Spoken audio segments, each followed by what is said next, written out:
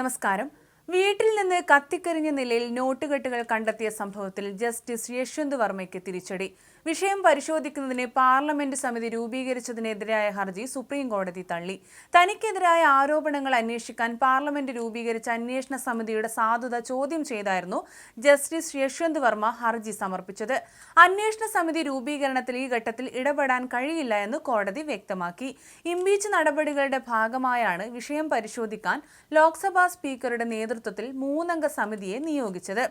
Judges enquiry ആക്ടിന്റെ 1968 ആക്ടിന്റെ അടിസ്ഥാനത്തിലായിരുന്നു ഇത്. എന്നാൽ ഇത് നിയമവിരുദ്ധമാണെന്നായിരുന്നു അലഹബാദ് ഹൈക്കോടതി ജഡ്ജി യശ്വന്ത് വർമ്മ ഹർജിയിൽ ആരോപിച്ചത്. ജസ്റ്റിസുമാരായ ദീപങ്കർ ദത്തയും SC ശർമ്മയും ഉൾപ്പെട്ട ബെഞ്ചാണ് ഹർജി പരിഗണിച്ചത്. യശ്വന്ത് വർമ്മയുടെ വാദഗതികൾ നിലനിൽക്കുന്നതല്ലെന്നും ലോക്സഭാ സ്പീക്കറിന് നടപടികളുമായി മുൻപോട്ടു പോകാമെന്നും ജസ്റ്റിസുമാരായ ദീപാങ്കർ ദത്തയും സതീഷ് ചന്ദ്ര ശർമ്മയും അടങ്ങുന്ന ബെഞ്ച് വിധിച്ചു. സമിതിയുടെ രൂപീകരണത്തിൽ യാതൊരുവിധ നിയമവിരുദ്ധതയുമില്ലെന്ന് വ്യക്തമാക്കിയ കോടതി നടപടികളുമായി മുൻപോട്ടു പോകാമെന്ന് ഉത്തരവിട്ടു.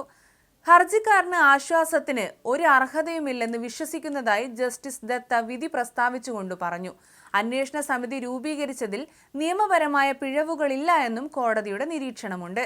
ലോക്സഭയിലും രാജ്യസഭയിലും ഒരേ സമയം ഇംപീച്ച്മെന്റ് നോട്ടീസുകൾ നൽകിയ സാഹചര്യത്തിൽ ഇരു സഭകളുടെയും അധ്യക്ഷന്മാർ സംയുക്തമായി തീരുമാനമെടുക്കണമെന്നായിരുന്നു ഹർജിക്കാരന്റെ പ്രധാന വാദം. എന്നാൽ രാജ്യസഭാ പ്രമേയം തള്ളിയ സാഹചര്യത്തിൽ ലോക്സഭാ സ്പീക്കർ സ്വതന്ത്രമായി സമിതിയെ നിയോഗിച്ചത് നിയമവിരുദ്ധമല്ല എന്നാണ് കോടതിയുടെ കണ്ടെത്തൽ. മാർച്ച് 14-നാണ് ഡൽഹി ഹൈക്കോടതി ജഡ്ജിയായിരുന്ന ജസ്റ്റിസ് വർമ്മയുടെ ഔദ്യോഗിക വസതിയിൽ തീപിടുത്തത്തിൽ പാതി കത്തിയ നിലയിൽ നോട്ടുകൂമ്പാരം കണ്ടെത്തിയത്. ഇതിന് പിന്നാലെ സുപ്രീം കോടതി നടത്തിയ ആഭ്യന്തര അന്വേഷണത്തിൽ ജസ്റ്റിസ് വർമ്മയ്ക്കെതിരെ ഗുരുതരമായ കണ്ടെത്തലുകൾ ഉണ്ടാവുകയും അന്നത്തെ ചീഫ് ജസ്റ്റിസ് സഞ്ജീവ് ഖന്ന അദ്ദേഹത്തെ നീക്കം ചെയ്യാൻ ശുപാർശ നൽകുകയും ചെയ്തു. ഇതിന്റെ തുടർച്ചയായാണ് പാർലമെന്റിൽ ഇംപീച്ച്മെന്റ് പ്രമേയം അവതരിപ്പിക്കപ്പെട്ടതും അന്വേഷണ സമിതി രൂപീകരിച്ചതും. ജസ്റ്റിസ് യശ്വന്ത് വർമ്മയ്ക്കെതിരായ ആരോപണങ്ങൾ അന്വേഷിക്കാൻ ലോക്സഭാ സ്പീക്കർ ഓം ബിർള 2025 ഓഗസ്റ്റിൽ 3-അംഗ സമിതിയെ പ്രഖ്യാപിച്ചു. 3-അംഗ ആഭ്യന്തര സമിതി സംഭവം അന്വേഷിച്ച് റിപ്പോർട്ടും നൽകിയിരുന്നു. സമിതി രാജി ആവശ്യപ്പെട്ടുവെങ്കിലും യശ്വന്ത് വർമ്മ ആവശ്യം നിരാകരിച്ചു. എന്നാൽ തീപിടുത്തമുണ്ടായപ്പോൾ താൻ വീട്ടിലുണ്ടായിരുന്നില്ല എന്നും പണമൊന്നും കണ്ടെടുത്തിട്ടില്ലെന്നും ജസ്റ്റിസ് വർമ്മ പാർലമെന്ററി പാനലിനോട് പറയുകയായിരുന്നു.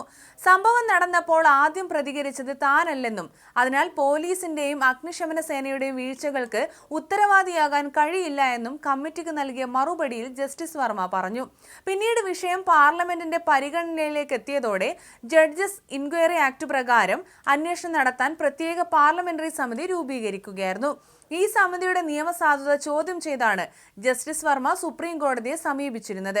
നിലവിൽ ഡൽഹി ഹൈക്കോടതി ജഡ്ജിയായ ജസ്റ്റിസ് യശ്വന്ത് വർമ്മ നേരത്തെ അലഹബാദ് ഹൈക്കോടതിയിലും സേവനം അനുഷ്ഠിച്ചിട്ടുണ്ട്. അദ്ദേഹത്തിനെതിരായ ഇംപീച്ച്മെന്റ് നീക്കം ഇന്ത്യൻ നീതിന്യായ വ്യവസ്ഥയിൽ ഏറെ ചർച്ച ചെയ്യപ്പെട്ട ഒന്നുകൂടിയാണ്.